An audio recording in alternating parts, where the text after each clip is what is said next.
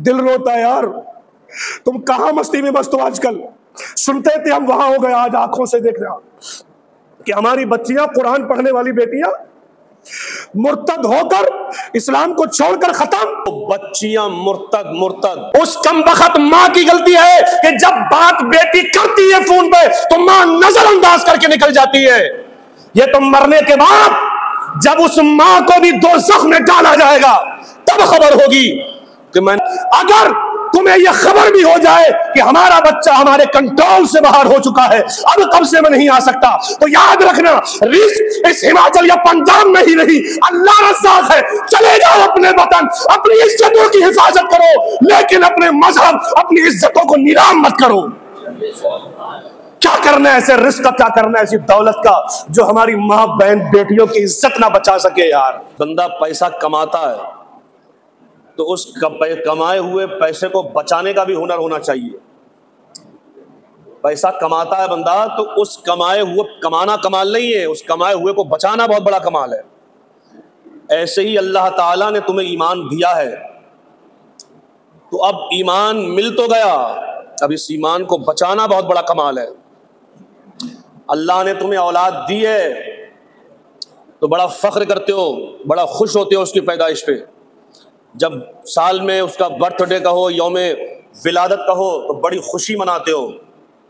लेकिन सिर्फ औलाद के चेहरे को देखकर खुश होने से काम नहीं चलता, उस औलाद की जिंदगी के एक एक लम्हे पे नजर रखनी पड़ती है, एक एक लम्हे पे नजर रखनी पड़ती है।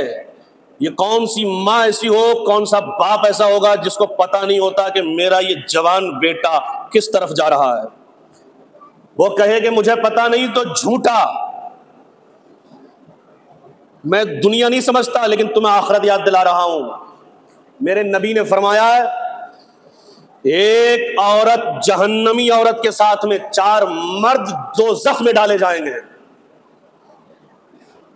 एक दोज़खी औरत के साथ 4 मर्द दोज़ख में डाले जाएंगे। कौन? नंबर 1 उसका बाप, नंबर 2 उसका भाई, नंबर 3 उसका बेटा, नंबर 4 उसका शौहर। बाप इस बिना पे डाला जाएगा, तू बाप होने के बावजूद भी तूने हुकूक़े वालिद अदा क्यों नहीं किया, अपने बच्चे पर नजर क्यों नहीं डाली। बेटा कि तू बेटा था, तेरा हक था, तेरा अधिकार था, मोहब्बत से भी समझा सकता था, जबरन भी समझा सकता था, क्यों नहीं समझाया। भाई बाजू होता है, बाजू चाहे बहन का, क्यों नहीं उसके हालात पे नजर डाली, क्यों नहीं देख रेख की। शौहर जब तेरे निकाह में आ गई उसके बावजूद भी इसने शरीयत मुतहरा के खिलाफ कदम कैसे उठाया। ये तो उन औरतों की बात है जो शरीयत इस्लाम, मजहब इस्लाम में है और होने के बावजूद जिना की मंजिल पर जा रही है, गुनाहों की मंजिल पर जा रही है, और जो तुम्हारे जीते जी मजहब इस्लाम को छोड़कर मुर्तद हो जाए तो ये जिंदगी जीने का कोई हक नहीं है, कोई हक नहीं है। पहले हमने सुना था लेकिन शर्म की बात है यार, कौन कहा ये तुम सब जानते हो, मेरे कहने की बात नहीं है। 2 कांड ऐसे हो गए, 2 बच्चियां मुर्तद। ये गलती किसकी है? ये घर के जवानों की गलती है, घर के बड़ों की। उस कमबख्त माँ की गलती है कि जब बात बेटी करती है फोन पे तो माँ नजरअंदाज करके निकल जाती है। ये तो मरने के बाद जब उस माँ को भी दोज़ख में डाला जाएगा तब खबर होगी कि मैंने क्या किया, कितना जुल्म किया। नहीं समझते। आज वजह यही है, जलीलो ख्वार हो गए, बच्चियों के हाथ में मोबाइल फोन पहले दे दिया। सुबह से लेकर शाम तक अगर बेटी मोबाइल 2 घंटे चलाती है तो माँ भी मना नहीं करती, बाप भी मना नहीं करता कि तुमने अपने बच्चों पे नजर भी डाल ली है कि मेरा बच्चा मोबाइल फोन चला रहा है तो देख क्या रहा है, मेरा बच्चा फोन पे लगा है तो आखिर लगा कहां है। जिसकी शादी अभी नहीं हुई, जिसका कोई कारोबार नहीं है, आखिर के घंटों घंटों किससे बातें कर रहा है। ये हक नहीं है। लेकिन नहीं, हमारे वालिदैन इसके बारे में कोई सख्ती करते ही नहीं है। अरे लोगों, मिट जाओगे, मिट गल जाओगे, सड़ जाओगे, तबाह बर्बाद हो जाओगे। ये कौम का जूता तुम्हारे सरों पर सवार हो जाएगा, सर उठाने के काबिल नहीं रहोगे। अगर ऐसा ही होता रहा, اپنے اپنے گھروں کا جائزہ لو. اگر تمہیں یہ خبر بھی ہو جائے کہ ہمارا بچہ ہمارے کنٹرول سے باہر ہو چکا ہے, اب قبضے میں نہیں آ سکتا, تو یاد رکھنا رزق اس ہماچل یا پنجاب میں ہی نہیں, اللہ رزاق ہے. چلے جاؤ اپنے وطن, اپنی عزتوں کی حفاظت کرو, لیکن اپنے مذہب, اپنی عزتوں کو نیلام مت کرو.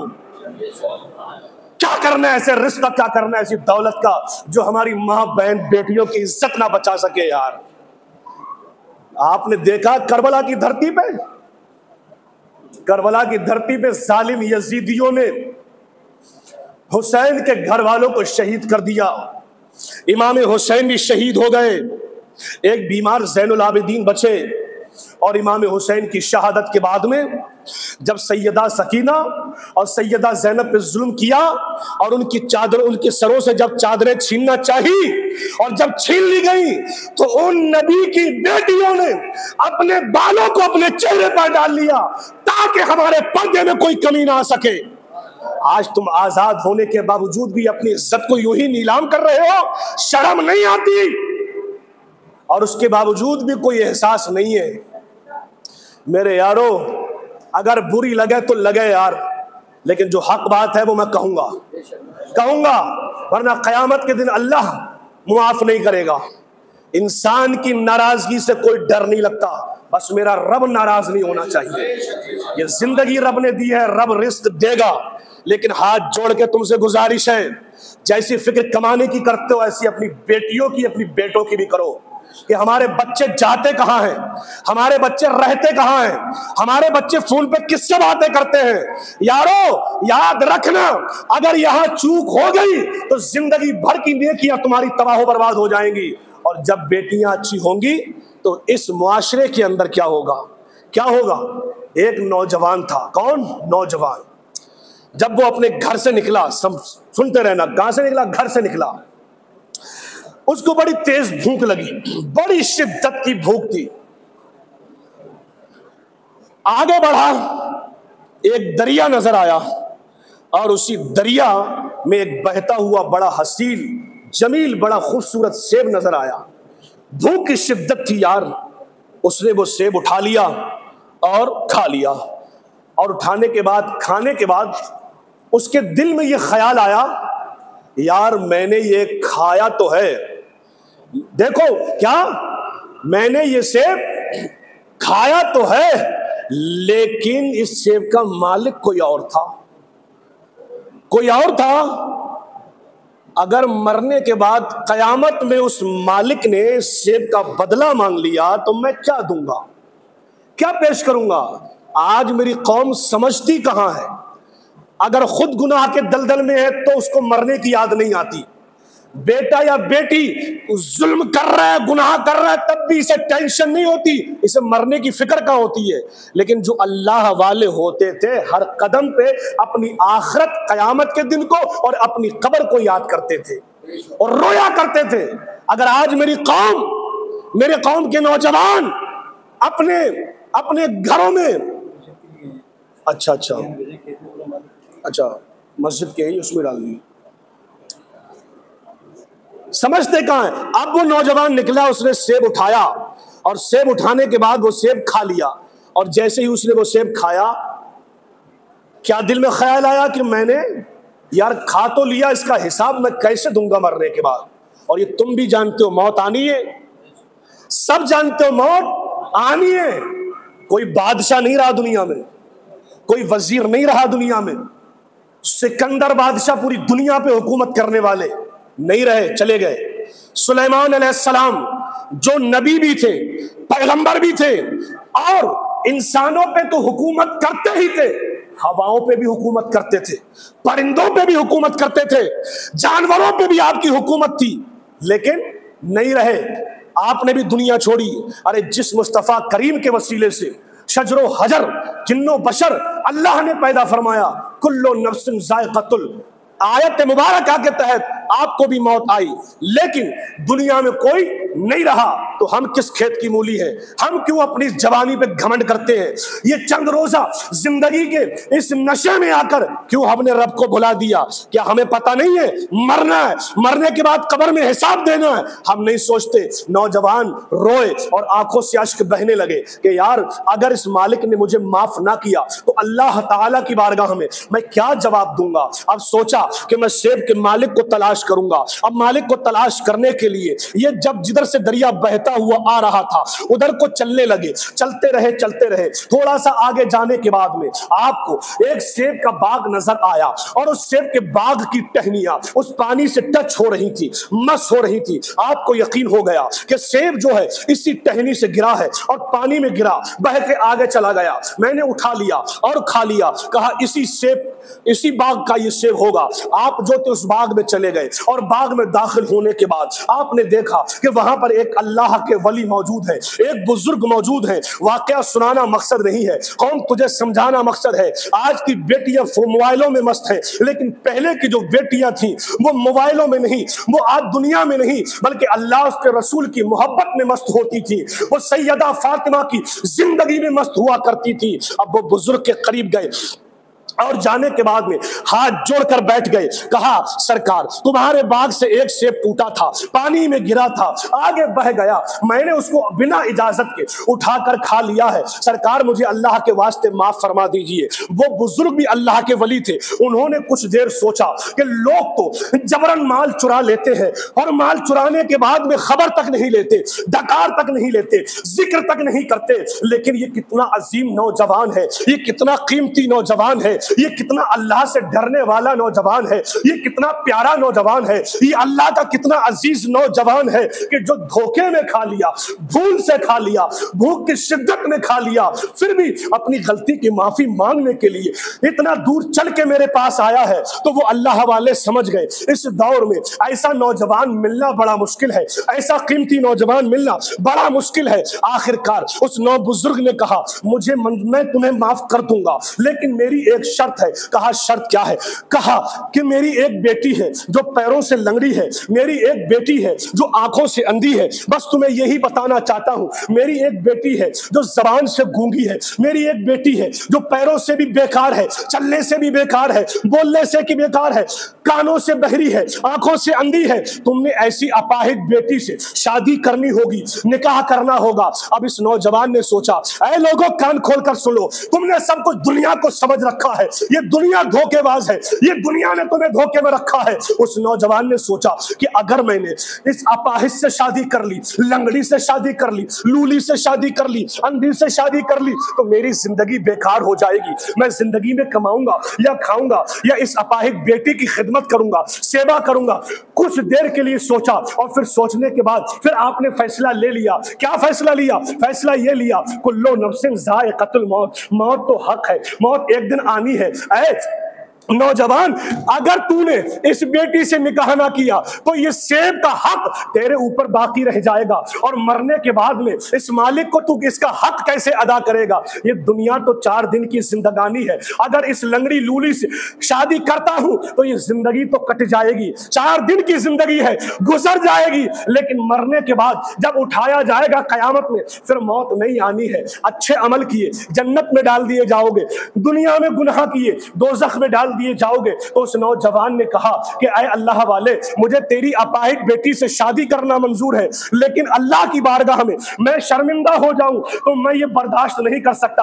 اے لوگوں تم نے کبھی دل پہ ہاتھ رکھ کے سوچا ہے صبح سے شام تک موبائلوں میں نہ جانے کتنی ننگی ننگی ویڈیو دیکھتے ہو، اتنا جھوٹ بولتے ہو، آپس میں چغلی کرتے ہو، بڑوں کی بے ادبی کرتے ہو، ماں باپ کے سامنے اونچی اونچی باتیں کرتے ہو، نہ جانے کتنی غیر محرم بیٹیوں سے بات کرتے ہو۔ کبھی تم نے سوچا، کبھی آنکھوں میں آنسو آیا کہ یہ دنیا تو ختم ہو جائے گی، مرنے کے بعد اللہ پوچھے گا کہ میں نے بندے دنیا میں تجھے محبت کرنے کے لیے نہیں عبادت کرنے کے لیے بھیجا تھا؟ سوچا پھر کیا جواب دو گے؟ ہائے نوجوان کما لیا، کمانے کے بعد ٹکا آیا جیب میں رکھا، کھایا، موبائل چلایا، لمبا پہ گیا، سو گیا۔ ہائے تیرا یہی حق ہے؟ نہیں نہیں، تو کہاں جا رہا ہے میرے پیارے؟ تو کہاں اپنی زندگی کو برباد کر رہا ہے؟ ڈر اللہ سے، ڈر اس دن سے ڈر کہ نمرود کتنا ظالم بادشاہ تھا، جب اللہ پکڑتا ہے تو دیکھ کیسے پکڑتا ہے۔ نمرود کتنے خزانوں کا مالک تھا، ایسا گھمنڈی بادشاہ، ایسا تکبر کرنے والا بادشاہ کہ خود کو خدا کہلا بیٹھا، خود کو سجدہ کرانے لگا۔ لیکن اللہ نے جب اس کی اوقات دکھائی نا، اس کو ہزاروں ٹنوں کا مالک، ملک کا بادشاہ، جب اللہ نے اس کو اس کی اوقات دکھائی تو ایک مچھر نے اس کی جان لے لی۔ کس نے؟ ایک مچھر نے، اور وہ بھی اچھے ثابت ستھرے مچھر نے نہیں مارا، بلکہ ایک لنگڑے مچھر نے اس ظالم بادشاہ کا خاتمہ کر دیا۔ تو ہماری کیا اوقات ہے؟ ڈرو اللہ سے۔ اللہ نے گرفت مضبوط کر لی تو کوئی بچا نہیں پائے گا، اور اللہ کے رحمت کے دامن میں تمہیں پناہ مل گئی تو دنیا کا کوئی تمہیں مار نہیں سکتا۔ اللہ کی ذات وہ ہے جس کو اللہ اپنی رحمت میں پناہ دے دے، وہ یہاں بھی کامیاب ہے، وہاں بھی کامیاب ہے۔ اب آخر کار نکاح ہو گیا۔ کیا ہو گیا؟ نکاح ہو گیا۔ اور نکاح ہونے کے بعد جب یہ نوجوان اپنے کمرے میں بڑھا، توجہ کرنا نوجوانوں، اے پیارو، بدلو اپنی زندگی کو، بدلو۔ آج نہیں بدلو گے تو کب بدلو گے؟ شرم، دل رو رہا ہے یار، دل رو رہا ہے دل۔ تمہاری بیٹیاں اگر ایسے ہی مرتد ہوں گی، ارے تم چند مسلمان ہو گئے اور 2 بیٹیاں تمہارے ہاتھوں سے نکل گئی، شرم ہے یار، شرم کرو۔ یہ مت سمجھ لو اس کی بیٹی گئی ہے، یہ اس کی نہیں ہے، یہ تمہاری ہے، ہماری ہے۔ قیامت میں اللہ بھی سوال کرے گا، اس کا حبیب بھی سوال کرے گا۔ میرے نواسے حسین نے دین اتنی آسانی سے تمہیں نہیں دیا تھا جتنی آسانی سے تم نے اس دین کو ختم کر دیا۔ دل روتا ہے یار، تم کہاں مستی میں مست ہو آج کل؟ سنتے تھے ہم وہاں ہو گئے، آج آنکھوں سے دیکھ رہا کہ ہماری بچیاں، قرآن پڑھنے والی بیٹیاں، مرتد ہو کر اسلام کو چھوڑ کر ختم۔ اب جب اس نوجوان نے اپنے کمرے میں قدم رکھا، اور قدم رکھنے کے بعد جب دروازہ کھولا تو وہ جو لڑکی پیروں سے لنگڑی تھی کھڑی ہو گئی۔ کیا ہوا؟ کھڑی ہو گئی۔ اب یہ نوجوان چکر میں پڑ گیا کہ میری بیوی تو وہ ہے کہ جو لنگڑی ہے، میری بیوی وہ ہے جو لنگڑی ہے۔ اب اس عورت نے سلام بھی کیا، السلام علیکم، کہا یار یہ تو بول بھی رہی ہے، میری بیوی تو گونگی ہے، گونگی۔ اور چکر میں پڑ گیا، ہاتھ بھی چلے، سمجھ گیا ہاتھ بھی ٹھیک ہے۔ ارے جب دروازہ کھولا تو آنکھوں سے دیکھا بھی آ گیا، اس کی تو آنکھیں بھی اچھی ہیں۔ اے نوجوانوں، میرے پیاروں، دل کی تختی پہ لکھ کر لے کے جانا۔ صرف 2 سجدے کرنے سے کام نہیں چلے گا، صرف 2 سجدے کرنے سے کام نہیں چلے گا، اپنی عزت اور آبرو کو بچانا بھی ضروری ہے۔ یہ تو ٹھیک، آنکھوں سے بھی ٹھیک۔ اب یہ نوجوان فوراً واپس ہو گیا۔ کہاں؟ فوراً واپس ہو گیا۔ سوچا کہ دھوکے میں سیب کھا لیا تو لنگڑی لولی سے نکاح کرنا پڑا، اگر کسی غیر عورت کو ٹچ کر دیا تو نہ جانے انجام کیا ہوگا۔ جب یہ نوجوان باہر آیا تو اس کے شوہر حضرت عبداللہ صومعی رضی اللہ تعالیٰ عنہ باہر بیٹھے ہوئے تھے اپنے گھر میں۔ کہا کیسے واپس؟ کہا سرکار یہ تو میری بیوی نہیں ہے۔ کہا کیوں نہیں ہے؟ کہا آپ نے کہا تھا کہ تمہاری میری بیٹی لنگڑی ہے، لولی ہے، اندھی ہے، بہری ہے، لیکن سرکار یہ تو پیروں سے بھی اچھی ہے، سرکار یہ تو آنکھوں سے بھی اچھی ہے، سرکار یہ تو کانوں سے بھی اچھی ہے، سرکار اس کے تو ہاتھ بھی اچھے ہیں، اس کے اندر کوئی کمی نہیں ہے، یہ تو بڑی حسین و جمیل ہے۔ تو کہا ٹھیک ہے یہی تمہاری بیوی ہے۔ کہا سرکار میں سمجھا نہیں، آپ نے کہا لنگڑی تھی، آپ نے کہا اندھی تھی۔ اے نوجوانوں تمہیں بتانا چاہتا ہوں، آج ہماری بیٹیاں، ہماری بہنیں، ہماری بیویاں کہاں جا رہی ہے؟ اگر بازاروں میں گھومیں تو ہمیں ٹینشن نہ ہو، موبائلوں پہ بات کریں ہمیں فکر نہ ہو، لیکن دیکھو اس خاتون کو دیکھو۔ تو باپ نے کہا میں نے کہا تھا کہ میری بیٹی پیروں سے لنگڑی ہے، اس کا مطلب یہ تھا کہ میری بیٹی نے اپنے گھر کے باہر کبھی قدم نہیں رکھا ہے۔ میں نے کہا تھا میری بیٹی آنکھوں سے اندھی ہے، اس کا مطلب یہ تھا کہ میری بیٹی نے کبھی کسی غیر محرم کو نہیں دیکھا۔ میں نے کہا تھا میری بیٹی کانوں سے بہری ہے، اس کا مطلب یہ تھا کہ میری بیٹی نے کبھی کسی غیر مرد کی آواز تک کو نہیں سنا۔ یارو میں تمہیں بتانا چاہتا ہوں، جب لڑکی اللہ سے اتنی ڈرنے والی ہو، جب لڑکی शरीयत मुस्तफा की पाबंद हो, जब लड़की सैयदा फातिमा की जिंदगी पर चलने वाली हो और लड़का अल्लाह से डरने वाला हो, और जब इन दोनों की शादी कर दी जाए तो कहीं जाके गौसे आजम पैदा होते हैं।